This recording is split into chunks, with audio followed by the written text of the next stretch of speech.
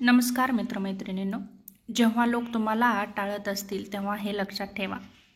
आयुष्यामध्ये कोणत्याही माणसाला रडवून तुम्ही होम हवन जरी केलं तरी त्याचा काही फायदा नाही.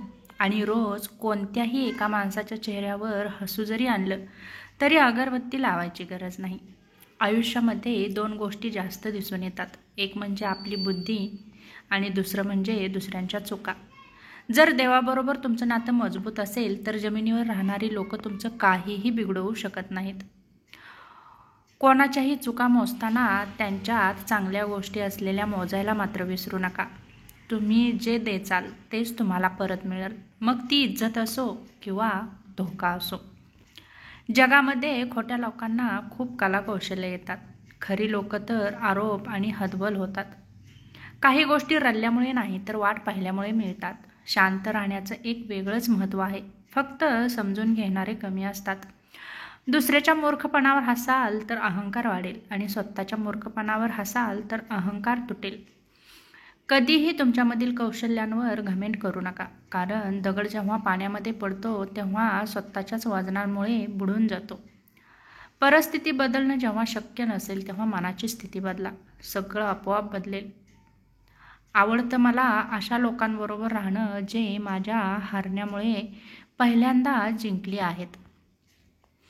आयुष्य मिळालं आहे तर काहीतरी ध्येय ठेवा. फक्त श्वास घेऊन आयुष्य ढकलत राहणं म्हणजे जगणं नाही. तेव्हा आनंदाने जगा. लोक म्हणतात की जे मनात असेल ते बोलून टाकलं पाहिजे, पण त्यामुळे बऱ्याच वेळा दुरावा निर्माण होतो. काय झालं जर एकदा प्रयत्न करून सफलता मिळाली नाही तर निराश होऊ नका, कारण देवपूजा तर आपण दररोज करतो. देव जरी नाही पावला म्हणून काय आपण पूजा करायचं सोडून देतो का? हातांवरच्या रेषांवर नाही तर त्या हातांवरच्या रेषा बनवण्यावर विश्वास ठेवा. लोकांना वाटतं आता तमाशा होईल, मग शांत राहून आपण खेळ पलटवू शकतो. कोणाचाही हात तेव्हाच पकडा जेव्हा तुम्ही त्यांना साथ देऊ शकाल. कोणालाही इतकंही खाली पाडू नका की त्यांनी आवाज दिला तर तुम्हाला आवाज ऐकू येणार नाही. आणि इतकंही वर उचलू नका कोणाला की तुम्ही त्यांना आवाज देचाल आणि त्या व्यक्तीला ऐकू जाणार नाही. मोबाईलची गॅलरी आणि तुमच्या मनाला इतकं स्वच्छ ठेवा की कोणी उघडून पाहिलं लाज नाही वाटली पाहिजे. तेव्हा इतकं स्वच्छ राहा, इतकं मन तुमचं निर्मळ ठेवा. किती राग येतो ना जेव्हा तुम्हाला खरं माहीत असतं आणि समोरचा मात्र तुमच्याबरोबर खोटं बोलत असतो. बऱ्याच वेळा अशाच लोकांचं मन तुटतं जे सगळ्यांचा मान राखण्याचा प्रयत्न करतात. कोणाच्याही सहनशक्तीचा अंत पाहू नका, कारण नंतर अशा लोकांना आपण पस्तावा करतानाच पाहत असतो. ठेच लागल्यामुळे गोष्टी भल्याही तुटतील, पण माणूस ठेच लागल्यामुळेच सुधारतो. कागदाचे नकली पक्षीसुद्धा उडतात, फक्त दोर योग्य हातांमध्ये असायला पाहिजे. माणसाला बोलायला 2 वर्ष लागतात, पण काय बोलायचं हे शिकायला मात्र पूर्ण आयुष्य लागतं. प्रेम, तिरस्कार, दुश्मनी जे पाहिजे ते करा. विश्वास फक्त अशा व्यक्तींवर ठेवा की ते घात करणार नाहीत. आयुष्यावर कधी घमेंड करू नका. नशीब बदललं तरी चेहरा मात्र तोच राहतो. कोणाकडेही वेळ मागणे असं सोडून द्या, कारण आजकाल लोक वेळ नाही असं म्हणून रिकामं होतात. वेळेचं काय माहीत, वेळ हसवेल किंवा रडवेल. जगायचं असेल तर प्रत्येक क्षण जगून घ्या, कारण हा क्षण पुढच्या क्षणापर्यंत राहणार नाही.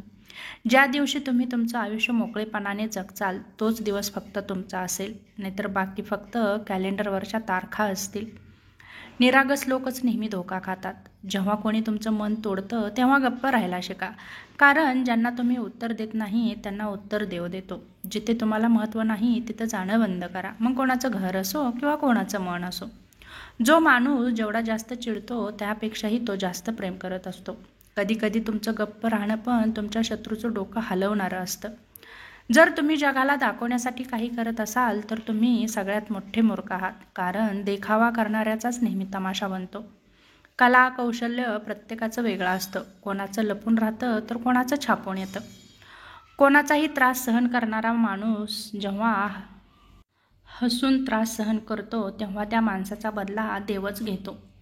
मुली तोपर्यंत कमजोर असतात जोपर्यंत त्या रडतात. त्यांनी रडणं सोडलं की त्यांच्याबरोबर चुकीच्या वागणाऱ्यांनाही रडावं लागतं. प्रामाणिक माणूस प्रामाणिकपणामुळे गप्प राहतो आणि लोकांना वाटतं त्याला उत्तर देता येत नाही.